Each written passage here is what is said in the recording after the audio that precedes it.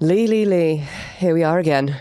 Here we are. Season 3, episode 20, the penultimate episode of season 3. Season 3 has really flown by, Fiona. I think we really got the bit between our teeth and just kind of cracked on with series 3. I don't quite know how we're here. I have a lot of thoughts. I have a lot of feelings. I have a lot of fears. Yeah. So, yeah, I don't know myself right now. This is Queer Gals Watch the West Wing. And as we say, it's the penultimate episode of season 3. I will say, because I had to scroll down to episode 21, I thought I was watching the season finale for most of this episode and then was very confused as to why none of the plots were, were this finishing makes up. So much sense with the shared doc, because there's points where you're like, I kind of don't really get this. This doesn't feel that juicy. And I was like, well, yeah, they're setting everything up for the finale. That's so funny, Leigh. But yes, we are looking today at episode 20 of season 3, We Killed Yamamoto. Should we dive right in, Fi? Let's. I'm just going to say that when I was selecting this on my DVD menu, I was not filled with confidence that the thumbnail was 2 people walking in a cemetery. No. No, I was like, oh, God. Oh, God. And the previously on of this episode is taking us straight back to where we left off. I am sat. I am ready. I'm locked and loaded. It's like, when you are waiting to go on a roller coaster and the harassed employee comes by and just really yanks on your shoulder brace to make sure it's fully down. Yes. That's how I felt going into this episode. Incredible. It's Sunday morning. And when I say this is a tense opener, it's we are in the sit room. We're with the squad in the sit room and we're tracing back the money to work out if Sharif is really kind of the terrorist kingpin we think he is. Mm-hmm. And there's a lot of evidence. There's quite a lot of evidence. But it does take a lot to convince Jed. Yeah, it's interesting to see how they're playing a terrorism storyline in truly the months post 9/11. Not even the years, but the months post 9/11. Yeah, it's so bold, but also I guess in a way kind of perfect. Yeah, it did also make me lol a little bit that the previously on before we get here was very much okay, so we're circling back to Shakespeare, stalking and terrorism as the themes to end series 3. Just 3 pillars of drama. It is a Sunday and I would like to just note that Jed is wearing his casuals, including just a little baby blue collared sweater. It's so dad. It's very dad chic. And he's wearing that and Leo's just in his normal suit. But no tie, just a little undone of a Sunday. You get the sense that he just woke up and kind of threw on the suit and shirt that he'd had on Friday. Yeah, I see that. Is he still living in a hotel? I mean, it's just on the one hand, I'm Mallory, sort your father out. And on the other hand, I'm that's not her responsibility. Yeah. He can get an apartment himself. Also, Margaret could help him, look for places. She could liaise with a real estate agent. I just feel it's been years at this point. Yeah. So we've gathered all this information. Jed's not buzzed about the plans that the Joint Chiefs are coming up with. No. He has this amazing quote, which is truly so on brand for Sorkin, which is the line he says before we smash the credits. This isn't a cave dweller. This is Capone. You haven't got it. I will say it feels deeply political in 2002 to have a president saying you don't have the intelligence to prove what you're trying to justify. Yes, and it's kind of mental. And again, maybe Aaron predicting the future that he's saying this 6 months after 9/11. Yeah. Crazy, but good morning, because we're at Amy's apartment. We are. Leigh, I have a lot of feelings about this. Amy First of all, she has a stunning apartment. It's stunning. It's a show home. It's kind of a loft conversion, I feel. There's pillars, Leigh. She has pillars in the building that she lives in. Mm-hmm. It's really giving Nora Ephron movie magic. Yes. R.I.P. Rob Reiner this week. Yes. Sad times. I would like to talk about the fact that she's in this slinky little silky leopard print dressing gown, like feeding her dog and drinking coffee and dancing. It's all very post-coital for me. Yes. It's like they've just finished fucking. Yes. A lovely Sunday morning frisson. Shag. Also, I will say that Amy Gardner, to give her credit where it's due, she's perfected the Cameron Diaz non-self-conscious morning dance around the home, a la Charlie's Angels. I beg to differ. I have a theory. Okay, I'm going to just preface this by saying I love Amy Gardner, and actually as this episode goes on, my love for her grows and grows. I think she's a fantastic character. I think she's beautifully written, and I think she is the perfect woman to date Joshua Lyman. I'm not coming for that. What I am interested by, intrigued by, is I think Amy can be quite performative. I think she's a pick-me. I also think Josh is a pick-me. And we have the toxicity of can two pick-me's ever truly work? I disagree. I don't think Amy's a pick-me at all. I think she's a naughties feminist, but I don't think she's a pick-me. I think she actually can take or leave male attention. I think she's a thing for Josh specifically. Yes. No, okay, in that respect, I agree. Do you know what it is? She's got a touch of the Lorelai Gilmores about her. Yes. Now that I do see. Do you know what I mean? Where you're like, there's nothing really wrong here. You're not doing anything like, there's just every now and then something just sort of clangs a little. Are you about to come for Lorelai Gilmore on Absolutely my watch? Not. Hallowed ground. Hallowed ground. What I do have umbrage with is the fact that we're like post-sex. Josh is like putting on his shirt and he's in his boxers and he's on the phone to Donna. Yeah. What the fuck? Like, that's just a bit weird. Yes. And I've put in the shared doc, it's odd that he's narrating Amy's post-coital dance to Donna. He's actually narrating what Amy is doing. I don't think Donna gives a fucking shit about any of that. No, I think it's uncomfy. It is uncomfy. But the news on the phone to Donna is that she's been sent on this kind of useless mission, a side quest. I'm sure it's going to bear narrative fruit. But for now, I'm like, what is happening? And then we have a drop of Buttercup. Yes, as a pet name. We do. What I will say is, and Buttercup is what spurred this thought for me, I do feel we're setting up for a breakup here. There's too much domestic bliss going on. A la your man, who was the president's doctor in series 1, where we set up the new baby, we set up the gorgeous wife, and then we killed him off. Yes. Tension and drama is coming for these two. We've been in a honeymoon phase for quite a while. Yeah. And actually, I just think both of them are too combative. Something's got to give. It's very Andrea and Toby Ziegler, actually. Would love to get Toby's take on this guy's cup. Like, if Josh is like, oh, Amy's doing this, and I bet Toby's just like biting his tongue, like, just wait for it to end. Just before we move on from this scene, I just wanted to quote Amy Gardner as saying, all women count on you, Josh. We find you godlike. I know she's saying it in an ironic way, but Josh does enjoy it too much. There's a twinkle there that is... I've put in the shed doc, he must be good in the sack. I think a lot of their like witty back and forth, I'm like, this is foreplay for you guys. Yeah. Like, and I think that rolls back even to like uni days. Flirtation. It's a lot of talk. It's a lot of like little like quips. And like, they want to get frisky all the time. I think they've been at it nonstop. But at some point, reality's got to set in. She says, so positive from me. It's gotta end, you know. Good things come to an end. Dear listener, Fiona's miming smoking a cigarette. Shall we go to the West Wing on a Sunday? Yes. We come to find a Sam Seaborn pretending he's so fine. He's not fine.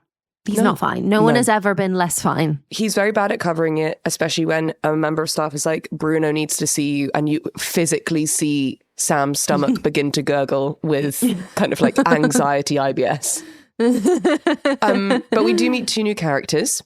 Fun. Two new gals. The gals, who we later are told are called Jane and Muriel. Yes. I think Muriel was an unexpected name, but I need to remember that it is 2002. Yes. But the two gals come in and they basically serve Sam with a plan for some legislation to kind of give Jed a bit of strength with Florida. So it's like, this is a big plan to like save the Everglades, tax sugar farmers in Florida, and kind of get Florida back in play so that we just don't lose it immediately to Richie because he's the governor there. Something that Democrats desperately need to do in 2025. Get Florida back in play for the Democrats. Yes. Sad times. But Sam, it's not that he's rude. He's lost his mojo. He's lost his sparkle. Yeah. He's lost his zest for policy. And honestly, that's heartbreaking because he loves policy and he loves legislation. He loves it so much. He just loves government and democracy. And I love Sam Seaborn. To a little Josh Donna crossover, would you like to quote Donna's line when she's told she's going to North Dakota? I'm off to buy prairie gear. It's very fun. I like the idea of Donna on a solo mission. I do too. And I still feel robbed that we lost the follow-up to that job offer. But I do feel that we are seeing her be given more independent tasks as a result of that scare for Josh. I think it's seeds being sown.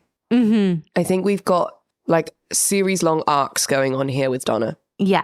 So Josh has come into the office to have a meeting with a congressman. So he has left Amy at the apartment. The congressman starts by saying, "You seem frazzled," which is very funny because I'm like, yeah, he's been shagging all morning. And then we roll back to last week and this congressman just talking nonstop about this Shakespeare play that's going on in New York. I can't believe we're still talking about Shakespeare. I cannot believe it. I'm like, what metaphor are we trying to set up for here? I'm with you, Leigh, because I'm like, what? Are we missing something? Because honestly, they've been signposting this Shakespeare play over and over again. And I know it's like the War of the Roses plays, but like, I feel like we're more nuanced than that, than like, maybe we're going to war. Shakespeare. I don't know that we are. I think this feels akin, not to compare The West Wing with Twilight once more, but you know, in Twilight where Bella goes like, I understand, Juliet. Oh, God, and it's like, you're not Juliet, babe. Do you know what I mean? I do. Okay. Okay, we'll run with that. I would love to note that meeting lasted 30 to 40 seconds of screen time. Could have been a phone call, could have been an email. Yeah. Why are we both going into the West Wing on a Sunday to essentially speak on the move from corridor to corridor? Alas, to the motorcade. We're at the cemetery. A beautiful cemetery. Gorgeous. Military cemetery, question mark? Well, that's what I thought. But, okay, you do the quote from Jed. I've been seeing a shrink, by the way. I've been having trouble sleeping, and Leo brought in a guy. I feel ridiculous talking out loud like this, but he said, it doesn't matter. I just can't believe it's been a year. When he started talking and he was talking about the shrink, I was like, we're going to be at his father's grave. Agreed. And then I was not prepared to be visiting Dolores Landingham's grave. No, and I think it is a military cemetery because I think she is buried with her sons. Oh, God. Fee's crying. I miss her so much. That really took you over the edge. I'm so sorry. But that's just the whole family's together now. Is her husband not still alive? I don't think he is. Right. Because otherwise we would have met him at the funeral. Right. And honestly, he then lays flowers and then you just see Charlie behind, but Charlie has his own flowers. And then Jed walks away and you're like, now Charlie's talking to Dolores. And honestly, I cried. Yeah. Like as I am now, just a gentle tear running down the cheek. Also just like very secure masculinity from Jed, that he's like happy to have this vulnerable moment speaking to a grave in front of a much younger man, which I love. It's the respect that he has for Charlie and also Charlie's professionalism that I feel episode by episode, I don't always take stock of that, just how good Charlie is at his job. He's really grown without making a huge fuss out of it over the past 2 seasons. But there's not a moment to grieve, Leigh, because news arrives via Leo that a meeting that Sharif was having was being monitored, and basically we think that there is likely another attack being planned. So we kind of need to level up. Yeah. We jump to Monday. We love a timestamp. Aaron, please don't stop. Please never change. Just let me know when I am and where I am and who I am. Please, because when you do the back and forth in time, you know I find it confusing. I'm just a girl.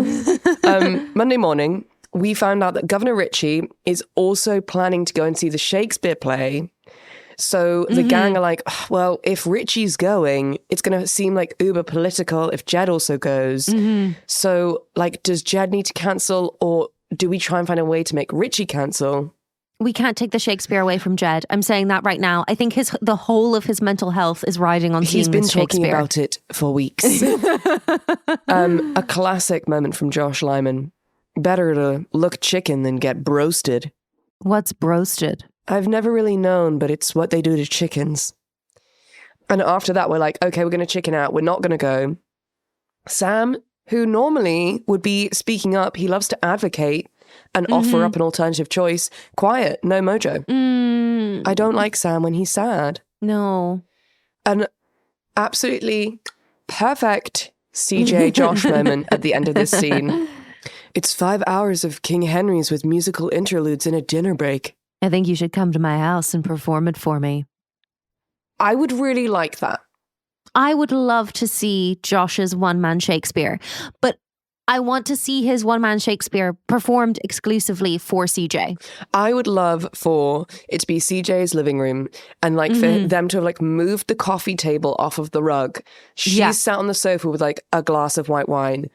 Toby's got a cigar and like a little whiskey. Sam's sat with like a beer bottle, like stood behind the sofa, and like Josh is like doing a bit. Sam is sat cross-legged on the floor. Yes. Very good. Toby flags at the end of the meeting to Sam about Jane and Muriel and their idea about the Everglades. And that kind of it's a good idea, you know? And Sam's like, well, yeah, I did also think it was a good idea. I just want him to just get his chutzpah, you know? I know. I think he's scared to go out on a limb again. Yeah, I mean, and that makes sense. Yeah. We briefly cut away to, because Sharif has planned a visit to the White House. And so like, are we or are we not going to maybe arrest him when he comes to the States? So we're kind of kicking that ball around.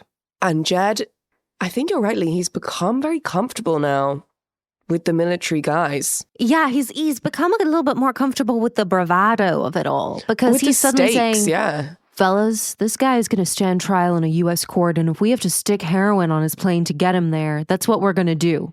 Strides out of the sit room. Whoa, Jed. The inferiority complex is gone. Yeah. Also, like, just pulling the idea of sticking heroin on his plane just out of thin air. Crazy. But a way to cuter things. CJ and Agent Donovan.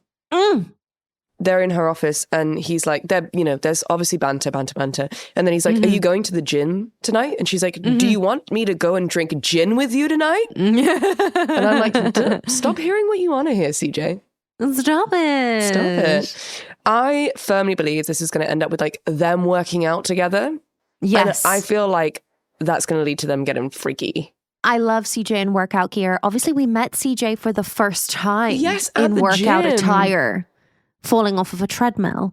I do also love the exchange that they have over the gym, where CJ asks, is it a good gym? Yes, we run alongside moving cars. I just love Agent Donovan getting defensive that CJ thinks she's in better shape than him. Yes. And she sat behind her desk as he's saying this to her. And like Gail is just in her fishbowl, just like presently in shot right by CJ's head. And it's lovely to see Gail.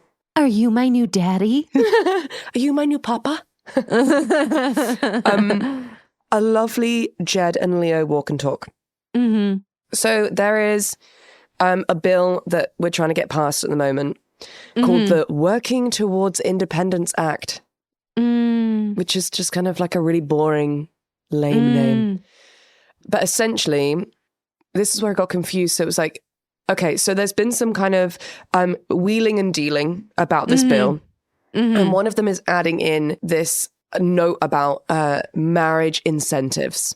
Yes, and that was something that was requested to be the study session for this episode. I started to go down that route, and then I was led to a lot of right-wing think tanks that were talking about how the sanctity of marriage was being destroyed and how we needed to encourage marriage to be between a man and a woman. And then I chose not to continue to self-harm in that way. Yeah. So we will not be doing marriage incentives for the study session today.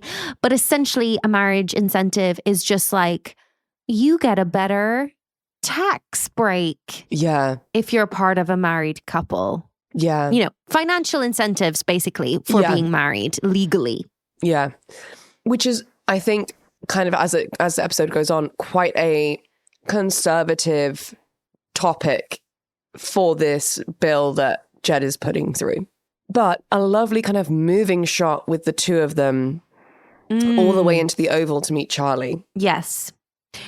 I do love Jed's energy in this episode. He kind of feels at his most feisty. He's really feeling himself this morning. He's had his Cheerios for breakfast. I just love him walking into the Oval going, what a bunch of horse manure. He does love to like cuss in a fun way. Some might say Shakespearean. We get info that Charlie is now in charge officially of finding Mrs. Landingham's replacement. This is so fun. This is so fun. I'm really thrilled. I also really like Jed being very clear about this and being very honest about how he's feeling about it. I may not like the first couple of candidates. It may take me a while. No, I don't imagine we're actually going to hire somebody, sir, but this is a step in the right direction. And once again, Charlie just being like, I know what you need. And I understand that like this isn't a job that like is for me to fulfill. This is just an exercise in your grief process. Yeah. Incredible. And then that just leads to a whole bunch of possibilities of like, who is the new executive secretary to the president going to be? Oh my, oh my, oh my, oh my. I can't even imagine. I can't wait to see who it's going to be. And like, surely a fun actor. Surely a fun actor, but also I part of me toxically wants that to like be like the first half of the next series. It's just like it's always someone different, and Jed keeps firing them because they're not good enough. Like a rolling door of temps being like, "This is terrible." Like the maids in Gilmore Girls. Yes. But go Donna. Because Donna's in North Dakota. Basically, North Dakota want to drop the North and just become Dakota. Which actually there was like a move to do this in 1989, apparently. So it's based on like an actual thing that happened. And so Donna's at this sort of hearing, speaking on behalf of the White House. She has a prepared statement, which she does so well at. Yeah. And I just think she's such a boss. Why is she still booking Josh's flights? Where's the promotion? Where is the promotion? And I think ultimately Josh is just simply not comfortable with her not being at his beck and call by his side every day. I think that's where we're actually hitting pause on Donna's career. I do feel like this Donna storyline is going to end up being more significant than initially meets the eye. And I did worry at this point in the episode that maybe we were getting a little big for our boots in the Bartlet administration by dismissing this. Yeah, like, oh, this isn't important to us, but like, does this actually end up being like a huge thing when it comes to the campaign? Yes. That we didn't give enough time to it. Yes. Yeah, well clocked. Meanwhile, Amy's still jamming. Yeah. She's made a stew. She's got some wine. She's working. It's an impeccable impeccable energy. She looks incredible. She's in her downtime look. It's like a blue tank top and low-rise trousers. Her hair is kind of thrown half up. She's got her glasses on. She's a busy working girl at home. I think it's very Carrie Bradshaw energy. I think that's what she is. She is Lorelai Gilmore and Carrie Bradshaw like combined with politics. With a touch of the Mirandas also. Yeah, I'll take that. I think that the vest top and low-rise jeans are a crime. I felt personally attacked. However, the hair half up with the glasses, very cute. She also refers to her stew as well-spiced, much like myself. Which was very good. Very good. Fun. To which Josh replies, "This is going to be a good night. My woman, a fine stew and a Mets game on national TV." So male. A real candidate for like the finest man, I feel like a man. Yeah. Also, why do I feel like though it's something that could come out of my girlfriend's mouth so easily? Well, it's also a candidate maybe for like queerest thing that never meant to be queer. Yeah. He then lets slip that at work today they've added this marriage incentives thing. And Amy, the switch that flips in this woman. Safe to say that that was a mistake for Josh and his evening. Big mistake. Huge. She is rightly outraged. Yeah. And proceeds to preach the living gospel, I think. Yeah. Does my government really believe that the law can create a family? Do these old fat-ass men really believe that if they just pay people to act like Leave It to Beaver, everything will be fine? Do you really think the person in my job was going to sit? This is about collecting votes from old white men. And then she like picks up her phone to start making calls. Josh is like, oh shit, reaches for his cell phone. She just puts it in the stew. She throws his cell phone in the stew. Which is really crazy behavior because that would have been really expensive because it's 2002. Yeah. Kind of love that. He then goes to her home phone. She walks over whilst on her cell phone and cuts the cord of her own home phone. I think she might just disconnect the cable rather than actually cutting it. She cuts it with scissors, Leigh. Oh my God. She vandalizes her own home. At which point I was like, this is part of their sex games. This is where I was like, this is never going to work. These two are going to eat each other alive. I feel like they both have the same star sign. I'm going to say double Taurus. I honestly was just about to say the same thing. Leigh, I'm not joking. I'm not joking. I was going to say Taurus. I love you so much. Incredible. Conjecture. Donna is being praised by the chairman in Dakota, but also Sam and his video mess up are like firmly in the rumor mill because the chairman's like, how's Sam doing? Like that was a big mess up. And so I'm kind of understanding the level of sad Sam is because if the rumor mill is just talking about you, that is decimating. Yeah, it's a different thing to screw up at work. It's another thing to screw up at work and have people know about it on a national scale and know that it was in fact your fault. Yeah, honestly, really bleak. So bleak. It's date night at the FBI gym. God, CJ looks incredible in workout gear. A white, like, tank top, but in that kind of, like, tight kind of spandex material. Our listeners now know that you and I both have quite an unhealthy fascination with Alice and Janney's arms and how fucking gorgeous they are. Yeah. This look was a 10 out of 10 for me. Yeah, agreed. And then she's like, oh my God, you have a firing range here? Let me have a go. Oh my God, classic. He's going to teach her how to shoot a gun. Let's go. I'm feeling twitchy. That's good news for me. I thought that was one of the funniest lines of the entire episode. Just her being like, I'm really like out of sorts. Let me fire a gun. And he's like, great. And then she's like, oh, well, like if you shoot like so many bullseyes, then you have to say something nice to me. Oh my God. What I will say is, as we later see, Alice and Janney is the queen of physical comedy. She tries to shoot his magnum gun and like is literally blasted to the floor.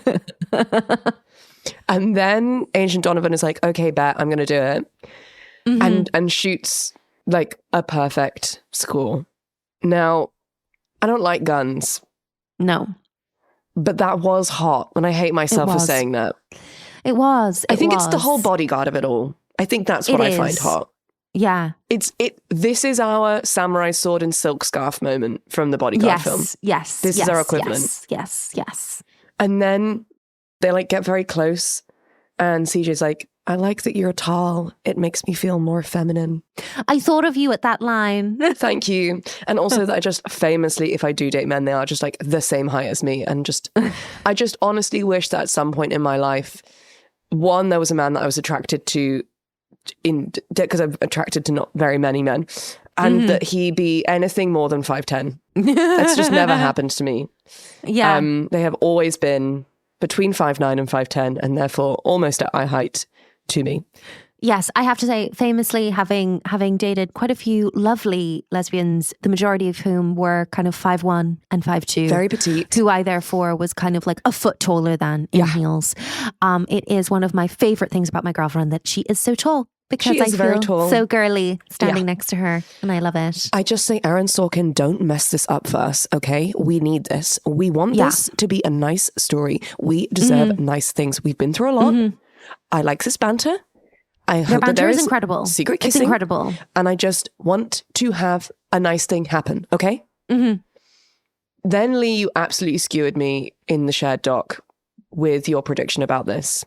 We're bringing guns in such a big way. I was like, dare I say we have a Chekhov's gun situation going into the season finale?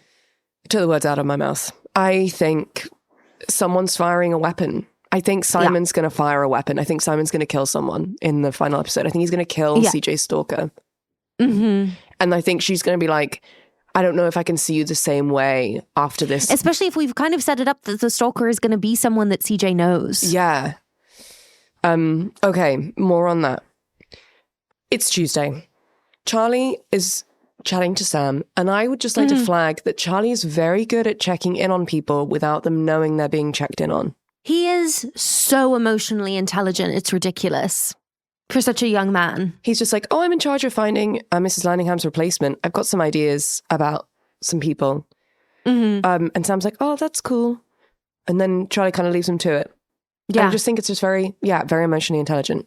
We then kind of have a moment with Josh and Leo in Leo's office. Leo's like feisty. I mean, obviously he's got a lot on that he can't talk to Josh about, which must be really stressful. But there's this whole thing about the like trying to do the smartest thing, and actually is there a simpler way of doing it? And I loved this analogy. Yes, the line that really stuck out to me in this scene, because it felt like it was Leo kind of doing a little bit of stand-up. Yes. It felt like this is what Leo's stand-up set would be. We spent millions of dollars developing a pen for the astronauts that would work in zero gravity. You know what the Russians did? They used a pencil. Yeah, and then it'd be like the ba-dum-bum. Yeah. Yeah. And then Josh has to break the news that Amy knows about the marriage incentives. Yes. For Josh, to be fair to him, having to come to his boss and Leo, quite a fierce man, and let him know that their political plans might be scuppered because Josh told his girlfriend about them. Yeah. That is humiliating. Yeah. That is not a great day in the office. What I will say is what then subsequently comes out of Leo's mouth is, for me, the most ultimate man I feel like a man line we've had in 3 seasons of The West Wing. Yes, please. Josh, is there nothing you can do to tame that woman? No notes. That woman? That woman. And also the word tame. Famously, in the words of Miley Cyrus, can't be tamed. Yeah. Then Leo's like, hey, Toby, if I can just grab you for a second. Sam seems sad. Why don't you go and give him like a few compliments, make him feel better? Because like, he's a little bit under the weather. And Toby was like, no, I don't want him happy. I want him mad. I loved this. It's such faith in Sam from Toby that actually he can take this energy and use it. And this is where I was like, Toby is an incredible people manager. Yeah. It's the fact that he's clocked that he could go to Sam and be like, look, we all mess up. Strike a line under this and move on. But he's like, no, this is a moment of personal growth for you. I think it's great. To the sit room.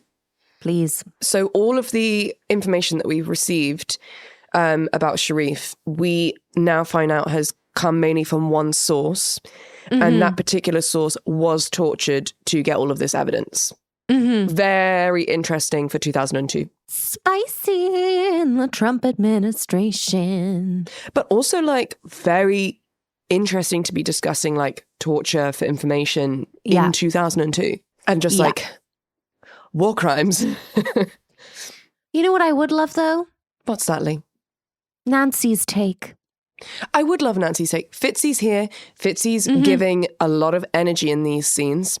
I feel that this storyline's not over. Obviously, Jed's like, look, if this is the way that it was, can't do it.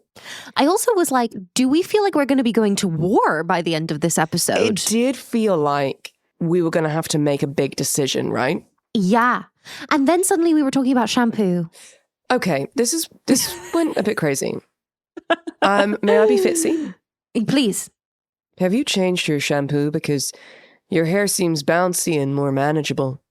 I like to look good for you. And then almost immediately afterwards, can you tell when it's peacetime and wartime anymore? No. I love Fitz and I love Leo. And then what happened after this was an amazing scene. Yeah.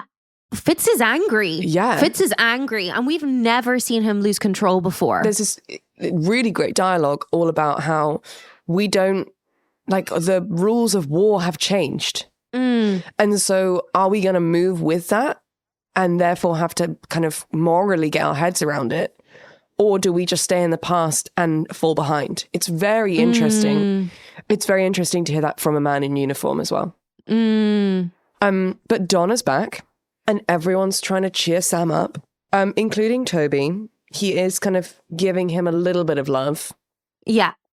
I'm obsessed with the story that Toby tells about him making like a misjudgment around turning the airco off to try and make an event in summer happen more quickly and how the candidate fainted and blah, blah, blah, blah.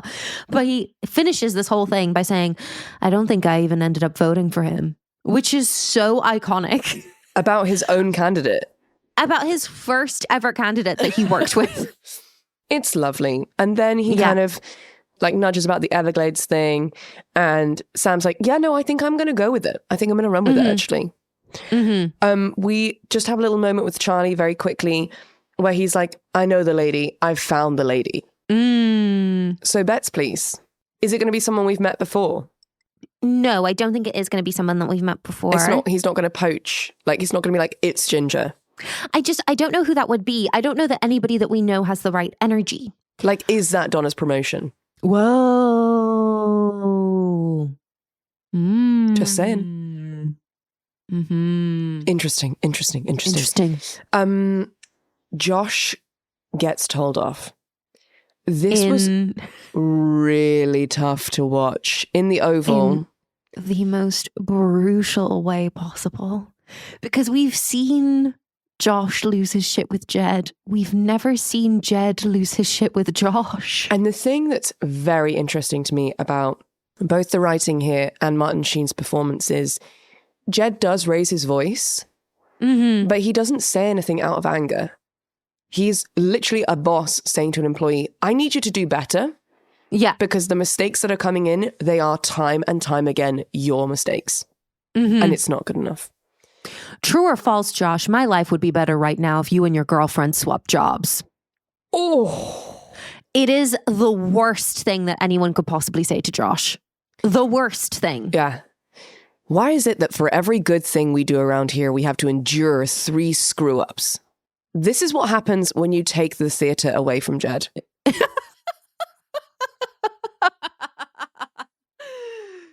I will say, obviously, famously, we've been accused of being anti-Josh. This was tough to watch Josh go through. Yeah, no, I really felt for him. I cannot imagine being at my job, being at like what would be the pinnacle of anybody's career, and someone saying to me, I think probably we'd be better off if your girlfriend was here instead of you. It's so brutal. I honestly think Josh has been working really hard recently. Yeah. And this particular bill, it's like that little slip up by mentioning that to Amy has caused him a whole load of hell in terms of like his workload is probably tripled now. Yeah, it has, because he's having to wrangle votes where he wasn't having to wrangle votes before. But I do just feel this is why him and Amy cannot ultimately be together. No, because he can't be honest with his partner, and then you're keeping secrets, and then it's like, is that a real relationship? Yeah, I do feel that Josh actually handled it incredibly well, and he didn't get riled up by it, and he took it like a man, to use a toxic phrase. To use a toxic phrase, agreed. Yeah, I thought that there was going to be clapback, and actually he just was silent. He took the feedback, and then he left. Mm-hmm. And I was proud of him. And he didn't go to anyone and go, I've just had a massive dressing down. No. Which, again, I think is growth. Yeah. But on a more sultry note, CJ and Special Agent Donovan just walking home together. But why are they out in the open? I just get stressed anytime they're just like out in the open. But I suppose like there's no way to avoid walking outside. I know, but just, even just if there's a threat on your life. Why are we walking? Right, yeah, that's fair. There's so much flirtation. He's compromised. I think he needs to quit. I think he needs to be like, I can't be on this detail anymore. He's so into her. The vibes between them are immaculate. And then we almost get a kiss. I'm sorry. That was too much. No, I think we should keep that in. I think that's the funniest thing you may have ever done.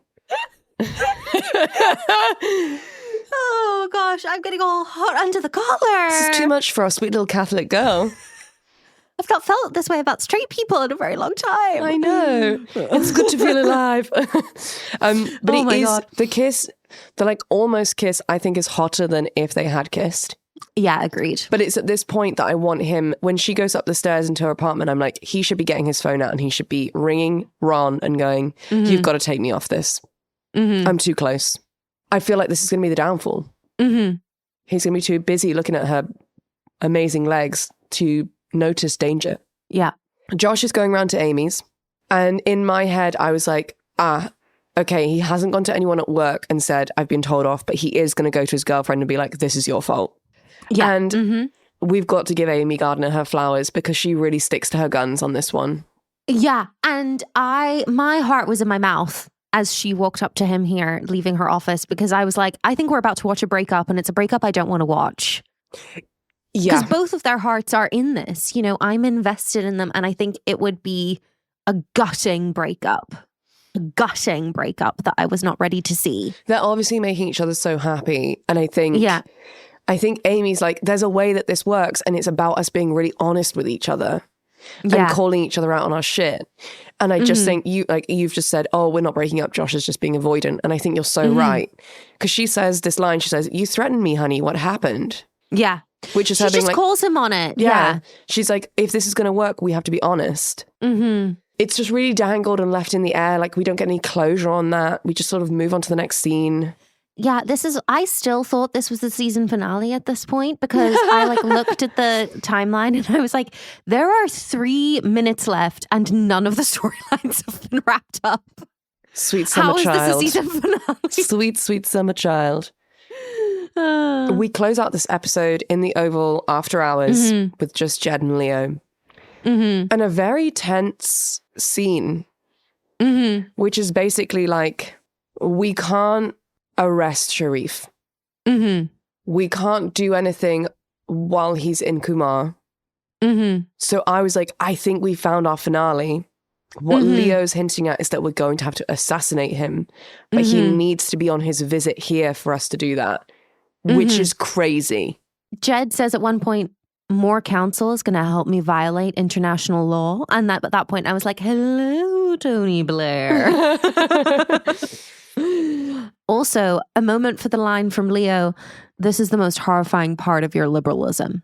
You think there are moral absolutes. Which is so interesting because it's like Aaron Sorkin sees the hubris of his own characters and puts that into the mouths of other characters to call them out. It's such clever writing. Yeah. Because it is his Achilles heel. Yeah.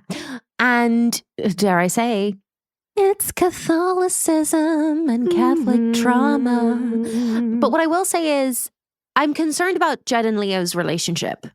Because I think more and more Leo's counsel is leading Jed to do things that he doesn't want to do and he doesn't feel good about. I think you're onto something here, which is, dare I say it, I think we're slowly signposting John Spencer's exit. I think there's going to come a point where Jed's like, you've been an amazing chief of staff, but I think I will continue to change if we work together. And I want to hold on to a slightly different part of myself. You know, I think there's a period of time, especially if we do end up going to war, where like Leo is the person to be working with.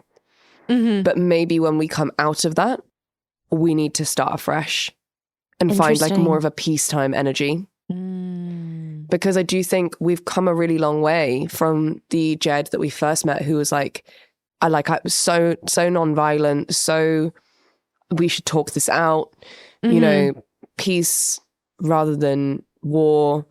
And I think now suddenly he's in this space where he's like, you know, in the previous episode, he was like having to get himself in the headspace to like shoot down an unidentified plane. Yeah. And that's becoming day to day. And the thing is, like, that's the way of the world. But I can see Jed struggling with that. It's like a masterful performance from Martin Sheen as well, that like you see this flickering over his face every time he gets these new pieces of information. Like, I'm going to have to be the guy who says yes to this, that signs on the dotted line, you know? We've come a long way from the Butterball hotline, Fee. The Butterball hotline is in the past. And that's kind of the end of this episode. I just feel like we've set up a lot. What are your instincts for the next episode? I'm foreseeing an Amy Josh breakup. Yeah, agreed. Which would then set us up to catalyst into Josh and Donna in season 4. I am foreseeing like a culmination of the sexual tension between Agent Donovan and CJ. Yeah. I think we may go to war, which I don't feel great about, especially if that war is kind of a reflection of the Iraq war in the real world. That doesn't feel great. I'd love to close out with like Abby being present in some way. Just any of the Bartlets. I feel like I've missed the girls. I've missed the family. Jed has felt very much like a kind of lone presence this series, and he and Abby have had quite a lot of tension throughout. Yeah, I think that there's going to be, I don't feel confident. I think quite a few things are going to get botched in the finale. I think whatever we're going to plan to do with Sharif is going to go wrong. Yeah. And then we're going to have to like level up. So we're going to and it's going to be like a diplomatic scandal, like a diplomatic crisis. Yeah. And that's the thing that we have to unpick in season 4. I think that Agent Donovan is going to mess something up. I don't know if CJ is going to get hurt, but I think there might be a situation where like CJ's in the same room as her stalker. And like that shouldn't have happened because her special agent should have been like more on the ball. Or she like comes home and her stalker is like in her flat. Yeah. Or she's like, someone's been in here. Yeah. So I think that's going to happen. I do think that there's going to be a breakup between Amy and Josh, because I also think that's really interesting energy to then be going into like campaigning in season 4. And like that now we have this adversary in Amy Gardner rather than an ally. An evolved moment of Mandy, if you will. I think so. Or that like we have to work with her and Josh has to like swallow humble pie about his breakup because she's an asset to us and we can't lose her to the others, really. Yeah. Ooh, so much to talk about. Should we go to the quick fires? Let's do it. What was your best fashion? I can see in the shared doc that we're going to fundamentally disagree on this, but I said Amy's downtime look while she's making dinner for Josh, while she's making the stew. Absolutely my worst fashion. I couldn't disagree with you more. I just think that level of low-rise jean is criminal and I can't bear them. It makes me I would never wear low-rise myself, but it looks good on Amy Gardner. It's also the color blue of the tank top is violent to me. I think I'd like a little vote for Special Agent Pam, who we met at the end there, who like received CJ and was like her at home close protection.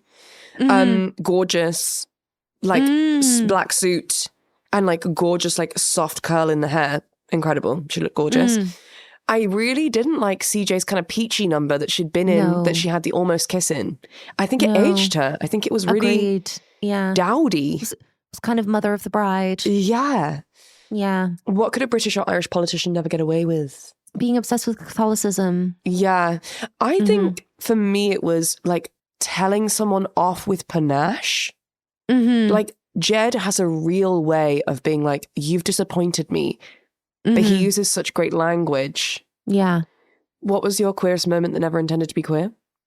Sam not listening to the girls and then listening to the girls. Yes. Yeah. I think it's got to go to Fitzy and Leo and the shampoo. And the shampoo moment. Yeah, I see that. Because it was just like, I think a very kind of queer-coded conversation, which is just like let's like do a little funny in-joke and then immediately afterwards be like, I think I have depression. You know? Yeah. Like yeah, we're yeah, really yeah, light yeah. and then like we just turn on a moment and it's like, this is my darkest secret. Yeah. Yeah, yeah, yeah. Very lesbian, really. Yeah, yeah. And your best writerly moment, Leigh? I think for me, this episode, this is the most horrifying part of your liberalism. You think there are moral absolutes. Yes. There was some very good writing that was like grown-up writing. And what I mean by that is like drama. Like the telling off of Josh, I think, was really gorgeously written. I think I'm going to go for a light-hearted candidate. And so mine is, let's go, I'm feeling twitchy. That's good news for me. Just about being on a firing range. I needed something light. I think we've got 2 out-and-out winners for Man, I Feel Like a Man. Josh, is there nothing you can do to tame that woman? Closely followed by My Woman, a fine stew and a Mets game on national TV. Yeah. It's a man's world, Leigh, and we're just living in it. Agreed. And what was your moment that made you proudest to be an American? Does my government really believe that the law can create a family? Do these old fat ass men really believe that if they just pay people to act like Leave It to Beaver, everything will be fine? Did you really think the person in my job was going to sit? This is about collecting votes from old white men. Throws phone in the stew. Yeah. Perfect. I wholeheartedly agree. And I would also like to give an honourable mention just to Charlie throughout. Agreed. For his emotional intelligence and kindness. Yeah. I love him. Leigh, we must learn. We simply must. What shall we learn this week? Well, I felt this coming on in this episode, and then I looked at the title of our season finale that's coming next. And the episode title for the next episode is the thing that I want to get into for the study session. I'm so glad, because I think it will be important context. I think it's important setup so that we can fully lean into the finale.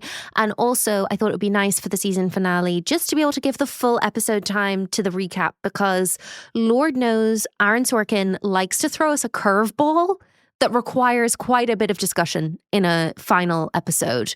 The man also loves Latin. We did it last season with the madness that was the season 2 finale, that I still can't really fully speak about. I'm still not over it. Yeah. I'm still not over it. So we're just preparing ourselves. So this will be the final Amazing. study session of season 3 of Queer Gals Watch the West Wing. Let's go. I've got a glass of red. Incredible. Leigh. Let's learn. So let's learn what even is Posse Comitatus.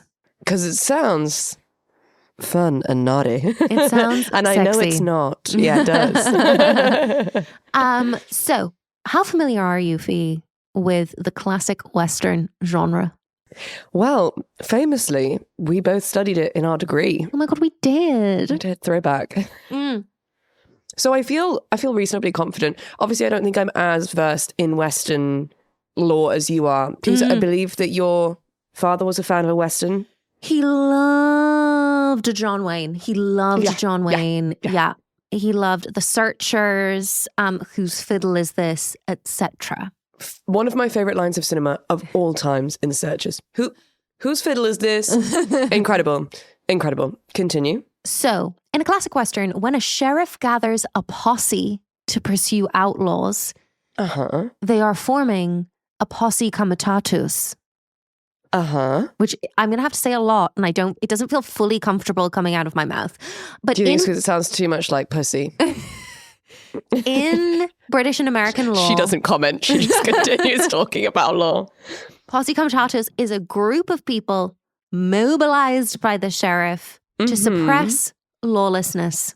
The Posse Comitatus Act. I'm going to have to say this so many times. Leigh, can we please start a group chat that's like maybe me, because I want to start a group chat with you and your girlfriend as your official third wheel. Yeah. Could it be named this? Yes.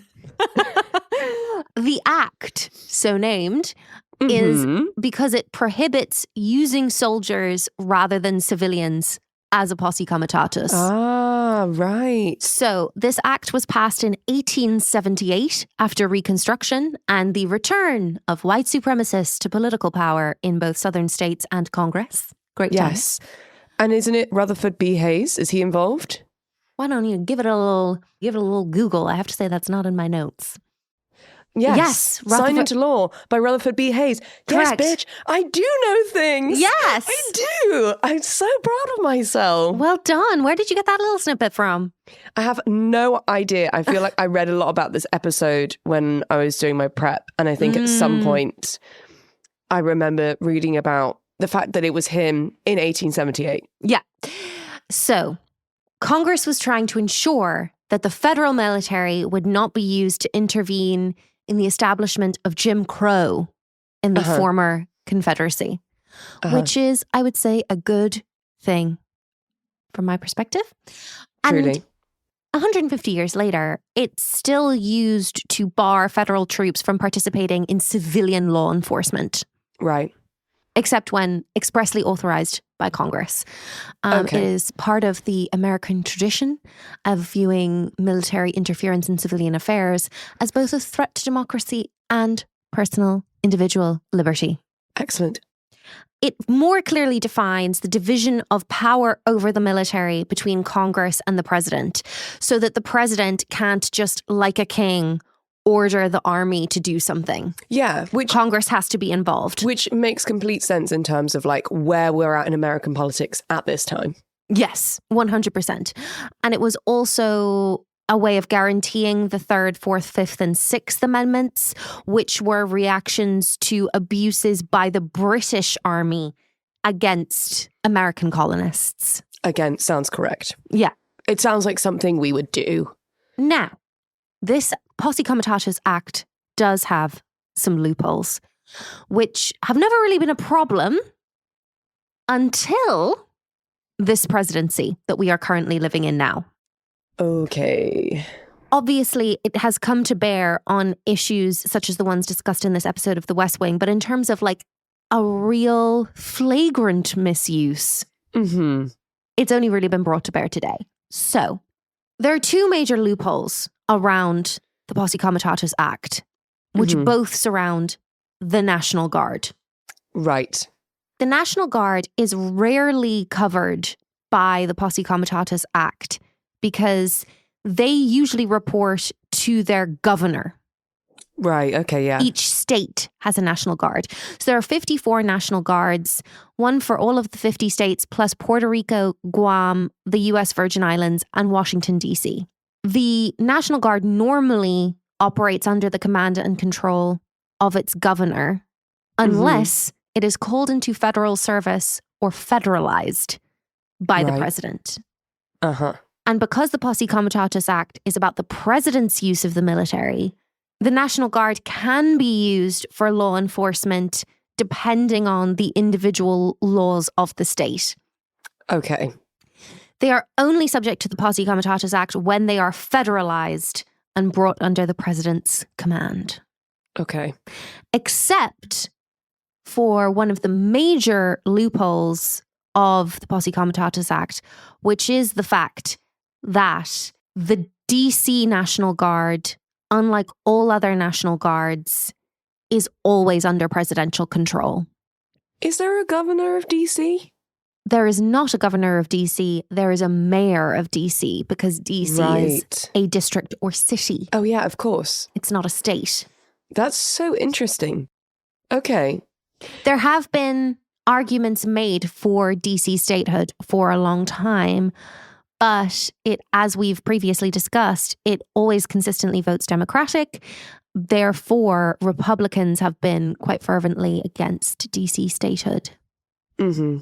There's also another loophole in that the National Guard can sometimes operate under what's called Title 32 status, which is a middle ground between purely state operations and federalization, which is where the National Guard of a particular state is being paid with federal funds and performing actions requested by the president, but they remain under state command and therefore not subject to the Posse Comitatus Act.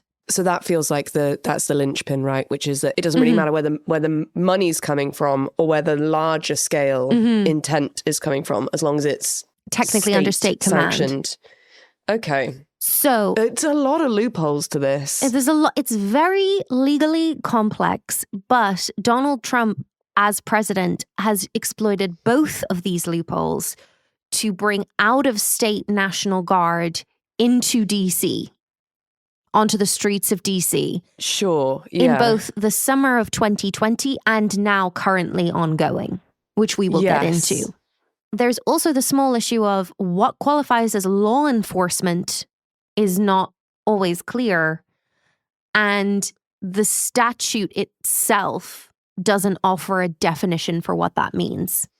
Cool. So I suppose that can be interpreted as people would wish it to be. And it's even more muddied by some court decisions in the 1970s where Congress authorized specific indirect military support to law enforcement while still coming down against actions deemed to be core law enforcement functions, like executing warrants and making arrests. Right. So the National Guard can support law enforcement, but they cannot participate in law enforcement, which has become very muddied by military involvement in civilian law in certain areas, such as the US-Mexico border. Yeah, sure. There is also the exception that the president can use the military to suppress rebellions or enforce civil rights laws, federal civil rights laws, where the state or territory is not doing so. That also feels like that can be quite a grey area. Which has not been an issue under any other president before. Because generally what the National Guard is they come in after natural disasters. You know, a kind of, when a state is in a state of crisis, the National Guard kind of comes to help. Yeah. This, what we're talking about here, is very different. So yes, under the Insurrection Act, a state's government can request, or a president might deploy the National Guard with or without that governor's consent. I feel like I read that an addendum had been made to the Insurrection Act since Trump's been in power. Is that correct? Or has he just used it? The Insurrection Act has been around for a long time. It's just being used in a different way by Donald Trump to justify certain actions, which we will get into. Understood. By saying that certain civil demonstrations are insurrections. Okay, yeah. Against federal authority. The issue, of course, being, when we get out of the way of all of this kind of jargon, that military personnel, including National Guardsmen, are trained and equipped as soldiers. They are not trained as law enforcement. So they have not received training on how to respond to civil unrest or how to do municipal policing. And therefore, using the military as a kind of police function, what you and I would think of as like an everyday copper function, exposes civilians to the risk of rights violations because whatever member of the military they might be dealing with might not be trained to uphold a civilian's constitutional rights. Yeah. So it's dangerous, I would say. Which brings us to the Department of Defense, President Donald Trump, and Los Angeles this summer. I don't know if you read anything about this at the time. Oh, yeah. Yeah. So the Department of Defense has claimed for a long time that the Constitution implicitly gives the military, quote, emergency authority to use the military to quell large-scale, unexpected civil disturbances. However, until now, that claim had never really been tested in court. Mm-hmm. The Department of Defense has also historically claimed the power to use the military to protect federal property and federal processes when local governments couldn't or wouldn't. And the regulation that gave the Department of Defense this authority was repealed in 2018, but the Trump administration raised this argument again recently in court because Trump deployed 4,000 National Guard troops to Los Angeles in June because there were the wide-scale demonstrations happening against what ICE was doing in Los Angeles. And basically, the Department of Defense was arguing that they had a protective power to use the National Guard and the Marines to quell those demonstrations. Yeah. A federal judge ruled that the deployment of the National Guard and the Marines to Los Angeles violated the Posse Comitatus Act.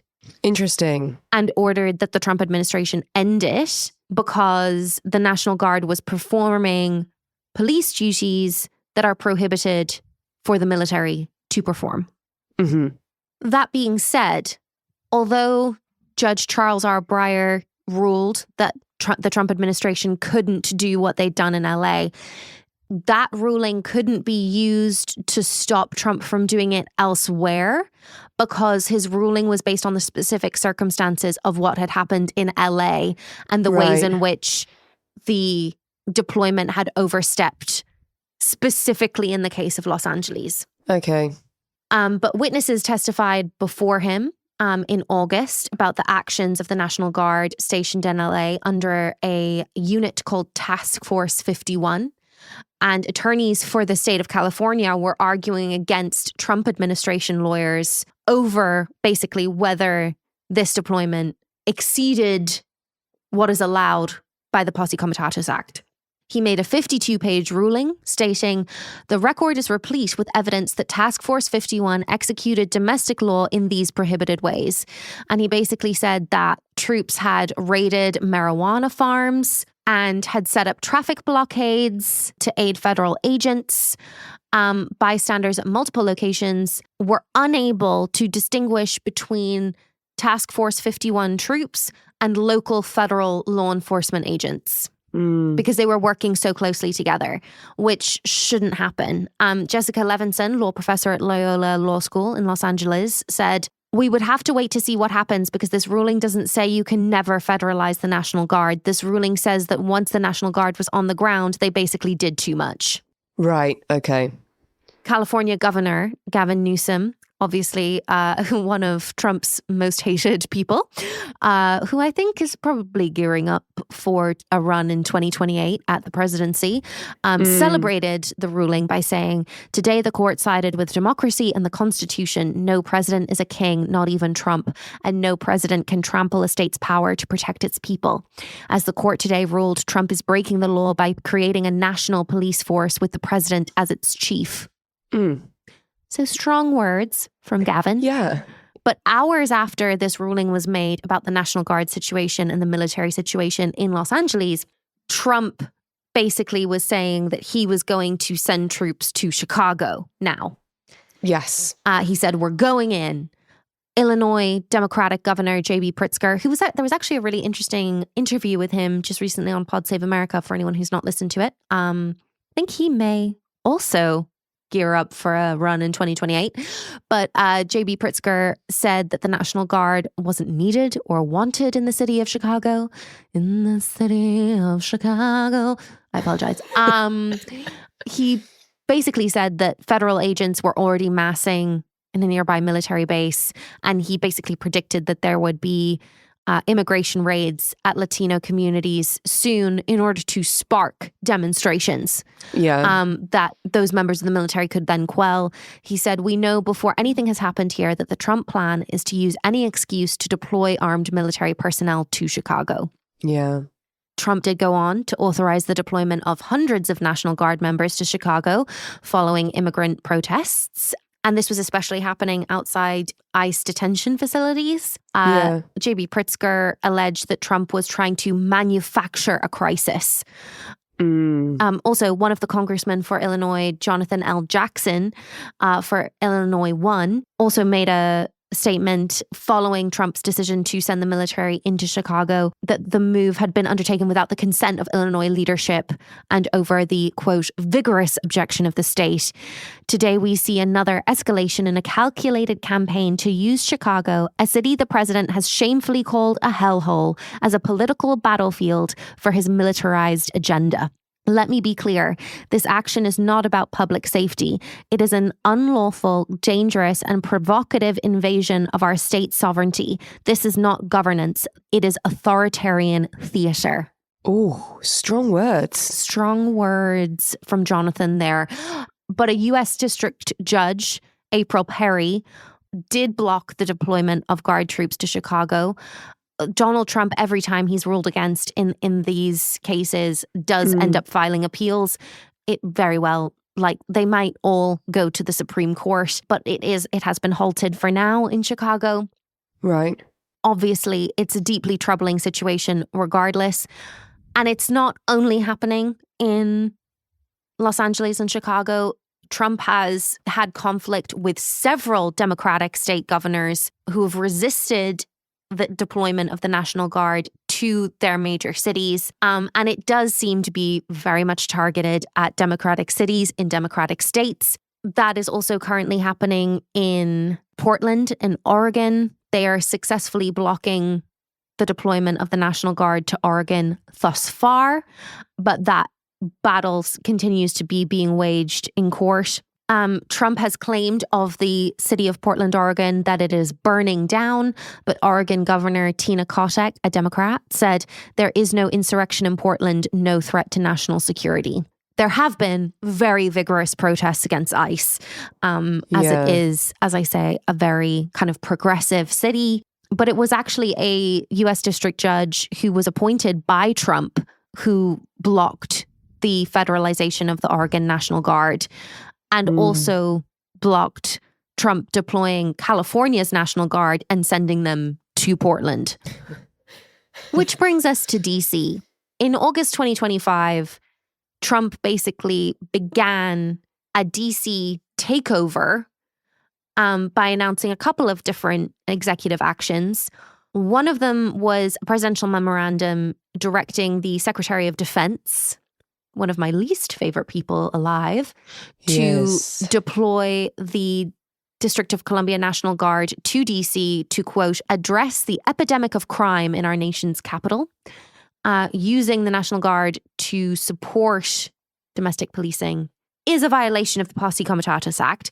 But Trump said, we're here for a very serious purpose, very serious, very. Something's out of control. But we're going to put it in control very quickly, like we did on the southern border. I'm announcing a historic action to rescue our nation's capital from crime, bloodshed, bedlam, and squalor, and worse. This is Liberation Day in DC, and we're going to take our capital back. He also declared a public safety emergency so that he could put the DC Police Department under federal control and put National Guard members on the streets of Washington, D.C. He delivered that message standing next to Attorney General Pam Bondi and Secretary of Defense Pete Hegseth, who I can't even speak about. U.S. Attorney for the District of Columbia, Janine Pirro, and FBI Director Kash Patel. Preliminary year-to-date crime comparisons for Washington's Metropolitan Police Department show that overall crime in DC has actually gone down by 7% since last year, with violent crime down 26% and property crime down 5%. But Trump insists the Capitol has been taken over by violent gangs and bloodthirsty criminals, roving mobs of wild youth, drugged-out maniacs, and homeless people. He also added about the police that they are now allowed to do whatever the hell they want. Which is an interesting interpretation of law enforcement. Yeah, and obviously he has to declare a state of emergency, and he has to say that there's a crisis, and he has to say there's an insurrection, because otherwise he has no power to do what he's doing. Yeah. So this has been going on since the summer. It remains the case now as we speak in December. Literally, as we were getting ready to record today, I was getting notifications from the New York Times that an appeals court is allowing the National Guard troops to remain in DC for now. Right. But yes, at first there was about 800 National Guardsmen mobilized for operations in DC, and hundreds more state National Guardsmen were coming in from other places, being sent by kind of cooperative governors. Right. There's also 500 immigration and other federal agents patrolling the streets and setting up checkpoints. And basically, there's now a battle for power over the DC Police Department between the White House and District of Columbia government. Wow. Like local government. It's truly kind of apocalyptic, kind of scary, like... It's not to use a word that makes us very anxious, but it's really unprecedented. It's dystopian, you know? It's very kind of 1984. I would be really interested to speak to someone who's living in DC, going about their day-to-day routine and how this has affected the last year of their life, really. Yeah. If any of you are in DC, please do let us know how you're doing.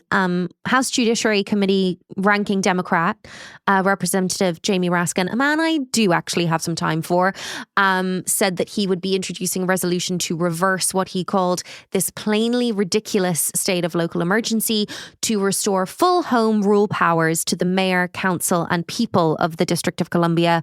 Another Muriel for the episode. Washington DC Mayor Muriel Boswell, also a Democrat, responded by saying, "We're at a 30-year violent crime low," and added, "While this action today," this was on the day of Trump's announcement, "while the action today is unsettling and unprecedented, I can't say that given some of the rhetoric of the past that we're totally surprised." And then, of course, there was a very sad event last month where 2 National Guard members were attacked, one of whom has since passed away from her injuries. Obviously, it was a horrific tragedy that has unfortunately continued to add fuel to Donald Trump's fire over this issue. He used it as justification to surge more troops onto the streets of Washington, D.C., saying, "I can confirm that everybody in D.C. is now armed. And a lot of our DC National Guardsmen are now also doing joint patrols with members of the police department here in DC." Right. And that was coming, from Kingsley Wilson, the Defense Department press secretary.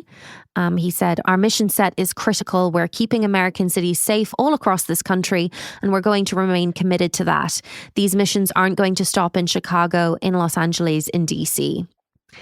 So there has now been a move to arm the estimated 2,375 troops currently in the U.S. Capitol. An additional 500 were ordered. And it's really, not to use another buzzword fee, it's really unprecedented. Yeah. And it's also a problem because soldiers in the Army National Guard, they complete a basic combat training, but many of them are not very highly trained in weapons or in combat. And therefore, their carrying live weapons for a domestic use is a real risk for actually an escalation of violence. A lot of the people that are in the National Guard are just not really sufficiently trained to be in like a combat situation, because that's not a huge amount of what the normal function of the National Guard is. So it's interesting, I think, that this is going on in kind of the present day, and I have so much respect and so much admiration for the people that are protesting in Los Angeles and in DC and in Chicago and in all of these places with all of this going on, because it's so scary. But it's interesting that this is going on and that this is something that Aaron Sorkin was looking at as regards kind of like extrajudicial executions in 2002. We're now looking at it in terms of like big portions of the military being used by the president to control the civilian population. Yeah. It's really interesting for the same piece of law to be involved in two very different ways. So the way that we're seeing it in the finale of this episode being around, for want of a better phrase, an assassination, and how one as a president might legally go around that, like create that thing happening. And then how we're seeing it in action currently across the United States. It's just, you know, when you roll on back to when the, you know, Posse Comitatus was originally being written, I imagine there was not even an inkling of either of those kinds of environments existing. No. I can only imagine what Jed Bartlet would say if he were a living, breathing man today. I beg of Aaron Sorkin, please, Aaron, we need you now more than ever. Please create some sort of account, blog, online magazine, which is just like a weekly newsletter from the desk of Jed Bartlet, which is just his take on the week's news. I would adore that. I would pay for that. I would subscribe to that Substack for sure. Yeah. So that's just me putting that good vibe out into the internet and being like, I would be thrilled to know, like, and then it's like a guest column from Sam Seaborn. Oh my God, Josh Lyman's take, please. Is this, yeah, I that's what I want and hope. Yeah. Obviously, I hasten to add, I'm not a legal scholar and I'm not a journalist.